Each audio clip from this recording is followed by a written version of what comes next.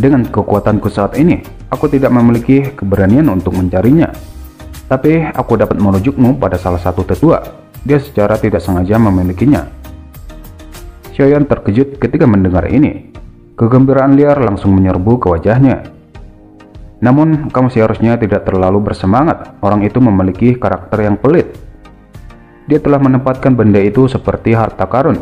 Jika kamu ingin menukarnya, kamu perlu mengambil sesuatu yang dia sukai. Ikuti aku, Tetua Hao melambaikan tangannya, dan segera memimpin jalan keluar dari pintu.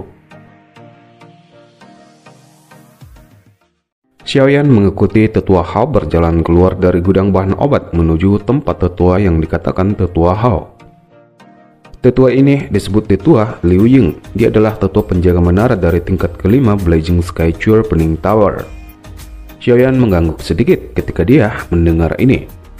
Tiba di ruangan Tetua Liu, dia awalnya meminta pil Dowling pada Xiaoyan, namun karena itu pil obat tingkat 6.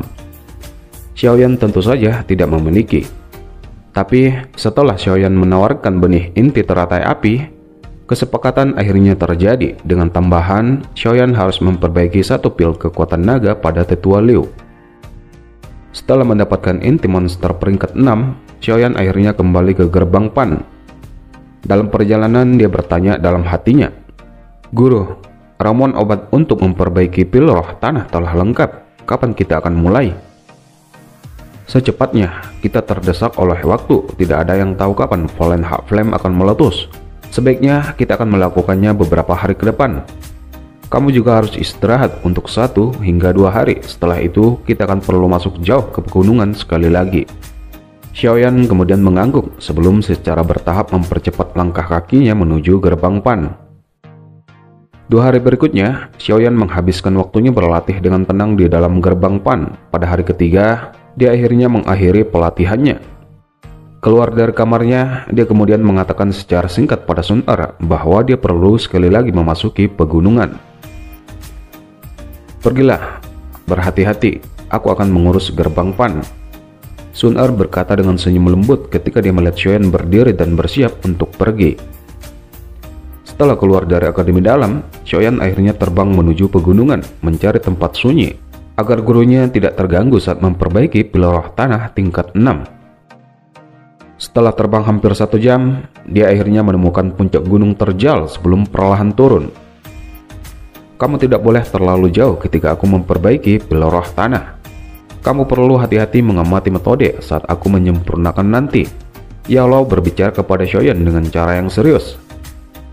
Xiaoyan kemudian buru-buru mengangguk. Mampu mengamati Grandmaster Alchemist saat menyempurnakan pil obat itu sangat bermanfaat baginya. "Tentu saja kamu harus menjaga jarak dari fenomena tak wajar saat pil terbentuk. Jika tidak, akan merepotkan jika kamu secara tidak sengaja terluka. Keluarkan semua bahan obat." Ekspresi Yao Lao perlahan menjadi serius saat dia menghembuskan napas. Dia kemudian mulai perlahan memperbaiki pil obat tingkat 6. Setelah 3 hari berlalu, di bawah pembakaran pohon Chilling Flame Yao Lao, semua bahan obat akhirnya mencair dan perlahan mulai bergabung. "Kamu harus mundur sedikit, reaksi yang lebih besar akan datang nanti." Tatapan Yao Lao menatap bagian dalam kuali obat saat dia mengingatkan Xiaoyan. Sayap awan ungu Xiaoyan langsung muncul saat mendengar pengingat gurunya. Kemudian tubuhnya langsung bergegas ke arah yang jauh dari puncak gunung. Segelit tangan Yao Lao tiba-tiba berubah ketika dia melihat Xiaoyan telah bergerak ke samping. Teriakan rendah keluar dari mulutnya. Dalam sekejap, nyala api putih tebal dalam kuali obat tiba-tiba melonjak. Bang! Sebuah ledakan seperti petir terjadi. Segera, sebuah pilar cahaya warna biru yang tebal menembak ke langit dari kuali. Xiaoyan tercengang saat dia melihat pilar cahaya yang melesat ke langit. Dia tanpa sadar menghirup napas yang dalam. Reaksi ini agak terlalu besar, bukan?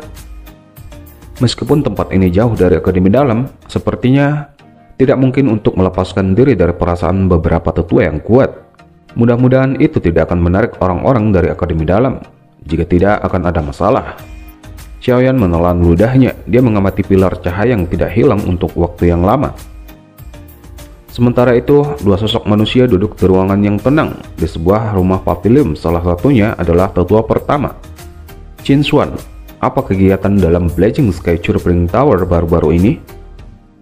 Tetua pertama, Fallen Heart Flame, menjadi semakin tidak tenang. Saat ini akan menggeliat setiap setengah bulan sekali. Seorang pria tua berpakaian kuning sedikit membungkuk saat dia menjawab. Semakin cepat dan cepat. Tetua pertama menghela napas dengan lembut. Mulai hari ini semua cuti para tetua dibatalkan. Selain itu, informasikan ke akademi luar dan beritahu semua orang kuat di sana untuk bersiap-siap menunggu perintah. Jika Fallen Heart Flame tiba-tiba meletus, segala cermin yang menutupi ruang akademi dalam akan hancur. Pada saat itu, orang-orang dari wilayah sudut hitam pasti akan merasakan fluktuasi kuat dari Fallen Heart Flame. Tetua pertama khawatir tentang kaisar obat Han Feng dari wilayah sudut hitam, bukan? Pria tua berpakaian kuning itu terdiam sesaat sebelum tiba-tiba berbicara. Kali ini letusan akan lebih kuat daripada sebelumnya. Han Feng dengan persepsi spiritual yang sangat tajam pasti akan merasakan fluktuasi dari api surgawi. Pada saat itu, dia pasti akan habis-habisan untuk merebutnya. Baiklah, aku akan segera pergi dan menyelesaikan masalah ini. Tetua berpakaian kuning mengangguk saat dia berbicara. Namun saat dia akan pergi, dia tiba-tiba merasakan fluktuasi kuat dari kejauhan. Tetua pertama. Fluktuasi yang sangat kuat. Aktivitas ini hanya dapat dibuat oleh pil obat yang setidaknya di tingkat 6. Sebuah cahaya melintas di mata tetua pertama, tatapannya mempelajari puncak gunung yang jauh. Aku harus pergi dan melihatnya. Kamu harus melakukan apa yang aku perintahkan. Seseorang yang mampu memperbaiki pil obat tingkat 6. Mungkinkah itu Han Feng? Tetua pertama bergumam, ekspresinya segera menjadi sangat buruk. Tubuhnya segera berubah menjadi bayangan samar dan melesat ke pegunungan. Saat tetua pertama menemukan fluktuasi kekuatan di dalam pegunungan, seorang pria di dalam sebuah rumah papilium di wilayah sudut hitam juga mengangkat kepalanya sedikit. Fluktuasi ini adalah sesuatu yang muncul ketika pil obat tingkat 6 dibentuk. Fluktuasi ini ada di dalam batas akademi Jianan, dan tidak mudah bagiku untuk pergi menyelidikinya. Meskipun aku tidak takut dengan akibatnya, akan ada masalah jika aku ditemukan oleh orang-orang tua itu. Pria berpakaian hijau itu perlahan berbalik saat dia menggelengkan kepalanya. Ada lencana kuali obat kuno di dadanya. Di atasnya ada 6 riak kecil aneh yang menusuk mata. Hanya ada satu orang yang memiliki kemampuan seperti itu dalam wilayah sudut hitam, kaisar obat Han Feng. Sementara itu, di pegunungan yang jauh, Ya Allah sudah memberikan pil roh jiwa pada Xiaoyan. Guru, karena pil roh jiwa telah berhasil disempurnakan, akankah kita pertama kali kembali ke akademi dalam? Ya Allah mengangguk, tubuhnya baru saja akan memasuki cincin, namun dia tiba-tiba merasakan sesuatu. Kemudian kepalanya mengamati tempat yang jauh di dalam pegunungan. Kamu harus bersembunyi dulu, seseorang akan datang. Selain itu, kekuatan orang yang datang sangat kuat. Aku pikir dia pasti tertarik dengan kegiatan ketika pil roh jiwa dibentuk. Mendengar ini, Xiaoyan langsung bersembunyi di semak-semak sambil ditutupi oleh kekuatan spiritual Yalo. Tak lama setelah Xiaoyan benar-benar menyembunyikan tubuhnya, tetua pertama akhirnya muncul. Kekuatan spiritualnya segera memindai seluruh tempat seperti radar sambil berkata, "Bolehkah aku tahu teman mana yang memperbaiki pil obat di akademi dalamku? Dan dari mana kamu berasal? Jika mungkin, bisakah kau keluar untuk menemuiku?" Xiaoyan secara alami tidak akan melakukan apa yang diminta dan muncul. Tubuhnya seperti mayat saat dia berbaring di dalam semak-semak tanpa membuat gerakan sedikit pun. Jangan bilang dia sudah pergi. Tetua pertama tanpa sadar cemberut. Setelah menghela napas, tubuhnya sekali lagi melompat dan pergi. Dalam beberapa kedipan, dia perlahan menghilang ke langit. Xiaoyan hanya bisa menghela napas lembut ketika melihat pria tua berjubah hitam itu menghilang dengan tenang. Tubuhnya baru saja bergerak ketika suara Yalo terdengar sekali lagi di samping telinganya. "Jangan bergerak." Tubuh Xiaoyan yang baru saja memutar sedikit sekali lagi terhenti. Ini berlanjut selama hampir setengah jam. Beberapa saat kemudian, angin sepoi-sepoi tiba-tiba bertiup melewati puncak gunung. Yang semula tidak ada siapa-siapa, sosok manusia berjubah hitam perlahan muncul di pandangan Xiaoyan seperti hantu. Orang tua ini benar-benar licik. Jika dia tidak memiliki pengingat Ya Allah sebelumnya, sepertinya dia akan tertangkap basah. Tetua pertama sekali lagi muncul dan memandang sekelilingnya. Pada saat ini, dia akhirnya yakin orang yang telah menyempurnakan pil obat di sini sudah pergi jauh. Dia hanya bisa menghela nafas. Dengan goyangan, sosoknya sekali lagi menghilang dari tempat aslinya. Xiaoyan sekali lagi tinggal selama setengah hari di dalam pegunungan setelah menghindar pencarian pria tua berjubah hitam. Baru pada saat itulah dia kembali ke gerbang Pan dengan hati tenang. Namun saat dia memasuki pavilion, sosok Jian sudah berada di sana. "Jian, mengapa kamu datang?" Dia mengeluarkan batuk kering sebelum menggosok kepala kecil Jian. Setelah itu, dia bergerak ke samping dan memasuki ruangan. Di sana, dia menemukan Sun Er, Hu Jie, dan Wu Hao juga hadir. Pada saat ini, mereka bertiga menggunakan tatapan aneh untuk melihatnya. "Aku telah memakan semua danwan yang telah kamu perbaiki." Jian seperti pengikut pada saat ini, mengikuti di belakang tubuh Xiaoyan. Wajah mungilnya sedikit merah saat dia berbicara dengan cara yang malu. Tiba di aula, Xiaoyan samar-samar mendengar Hu Jie diam-diam bergumam. "Siapakah gadis kecil ini? Dia tiba-tiba datang dan menemukan gerbang Pan kita pagi ini dan memberitahu kami bahwa dia ingin menemukanmu. Ketika dia mendengar bahwa kamu tidak ada, dia hanya duduk dan tidak pergi."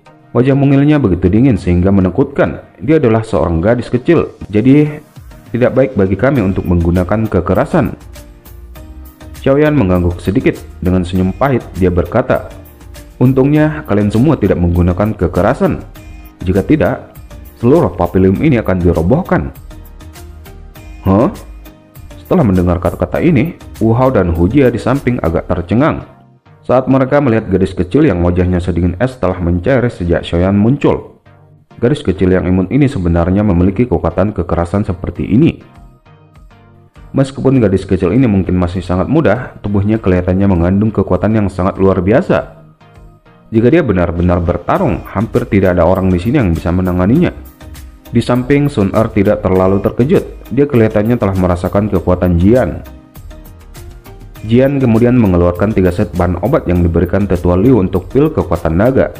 Selain itu, dia juga memberikan 1 bahan obat langka pada Xiaoyan, yaitu akar roh api. "Kamu benar-benar seperti seorang badut yang merusak bahan obat." Xiaoyan menggelengkan kepalanya dan tertawa pahit. "Tetua Hao pasti akan marah padamu." "Omong kosong, bahan obat ini adalah sesuatu yang aku temukan sendiri di pegunungan. Aku memiliki semacam rasa khusus untuk benda-benda seperti ini. Aku tidak mencurinya dari orang tua itu." Mata hitam gelap Jian menyipit dengan marah. "Kamu dapat merasakan bahan-bahan obat yang terkubur di dalam tanah?" Sun Er di samping juga agak terkejut ketika dia bertanya. Jian melirik Sun Er untuk beberapa alasan yang tidak diketahui. Dia merasakan ketakutan samar untuk kakak perempuan yang cantik ini. Dia kemudian hanya mengangguk. "Jian, mengapa kita tidak membuat kesepakatan?" Senyum tiba-tiba berkumpul di wajah Xiaoyan saat dia bertanya. "Aku dapat menyingkirkan semua dan membantumu menyempurnakan kembali setelah kamu menghabiskan semua danwanmu di masa depan. Namun, kamu harus mengikutiku ketika aku memasuki pegunungan untuk mencari bahan obat." "Baik, namun aku hanya membawamu untuk mencari bahan obat. Kamu harus menangani sendiri jika kamu bertemu dengan binatang sihir yang menjaganya." Xiaoyan mengangguk. Dia menempatkan tumpukan besar bahan obat ke dalam cincin penyimpanannya. "Aku akan membantumu menyempurnakan benda ini malam ini. Aku benar-benar terlalu lelah saat ini. Kamu dapat datang dan mengambilnya besok." "Tidak, aku akan menunggumu di sini." Jian buru-buru menggelengkan kepalanya. "Terserah kamu, Sun Er akan mengatur tempat untukmu. Aku harus istirahat sebentar dulu." Xiaoyan mengangguk sebelum memberi perintah pada Sun Er. Sun Er tersenyum dan mengangguk. Dia menatap Xiaoyan yang telah berbalik dan pergi ke lantai berikutnya. Kemudian dia membawa Jian ke sebuah kamar. Malam meliputi seluruh akademi dalam. Sun Er berdiri di dekat jendela. Sebuah bayangan gelap tiba-tiba bergoyang di tempat gelap di dalam ruangan yang sunyi. Akhirnya itu menjadi sosok manusia tua. "Nona muda." Sosok manusia muncul dan dengan hormat membungkuk pada Sun Er. "Ling Lao, katakan saja padaku jika ada sesuatu yang ingin kamu katakan." Sun Er berbalik, senyum tipis muncul di wajahnya saat dia berbicara. "Nona muda, pemimpin klan telah mengirim sebuah perintah. Masalah pemimpin klan Xiao yang hilang telah menyebar ke dalam klan. Saat ini, klan sedikit kacau. Hilangnya Xiao Jian mungkin juga berarti bahwa bagian dari kunci milik klan Xiao juga telah menghilang bersamanya. Nona muda juga tahu betapa serius klan memandang benda itu. Apakah klan mengirim seseorang untuk menyelidiki keberadaan paman Xiao Jian?" Sun Er merajut alisnya sedikit sebelum tiba-tiba bertanya. Mereka telah mulai menyelidiki, namun mereka tidak punya berita untuk saat ini. Satu-satunya yang tahu tentang rincian hilangnya Xiaoyan mungkin adalah tetua pertama dari sekte Mystic Cloud. Sayangnya, Tuan Muda Xiaoyan telah membunuhnya dalam kemarahannya. Ling Ying menggelengkan kepalanya. Sun Er menghela napas sedikit, segera dia mengubah topik dan berkata, "Beritahu aku tentang apa perintah ayah lebih dulu." Pemimpin klan telah mengatakan bahwa jika Nona Muda terus tidak dapat menemukan bagian kunci itu, kamu harus segera kembali ke klan. Dengan penolakanmu yang berulang kali untuk kembali dan kamu tinggal dengan Tuan Muda Xiaoyan, pemimpin klan mungkin telah sedikit menebak sesuatu. Dia kelihatannya sangat tidak puas dengan ini. Juga ada beberapa tetua di klan yang berpikir seperti itu. Mereka pikir Tuan Muda Xiaoyan tidak layak untukmu. Wajah Sun Er tenang, wajahnya bahkan tidak bergerak sedikit karena ini. Beberapa saat kemudian, dia akhirnya berkata acuh tak acuh. Mereka akan secara alami tahu apakah dia layak untukku di masa depan.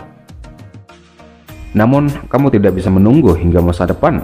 Nona Muda seharusnya sudah kembali ke klan ketika Tuan Muda Xiaoyan meninggalkan kota hutan.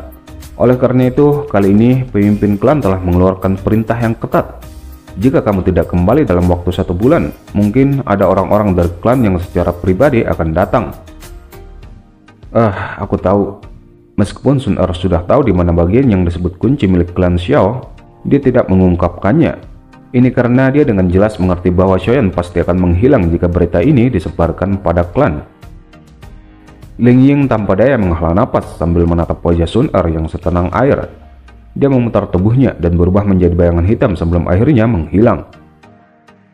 Lama setelah Ling Ying menghilang, Sun Er perlahan menggerakkan langkah kakinya ke depan jendela. Dia mengamati langit malam yang luas, dan pahit samar tanpa sadar muncul di wajahnya. Dia tidak pernah memiliki sedikit pun keraguan tentang potensi Xiaoyan. Saat ini Xiaoyan hanyalah seorang doling, meskipun usianya belum genap 20 tahun. Ini tidak berarti banyak di depan klan kuno. Mereka tidak percaya. Sebuah ejekan samar terangkat di sudut mulut Sun Er. Tidak apa-apa dengan hanya aku yang percaya.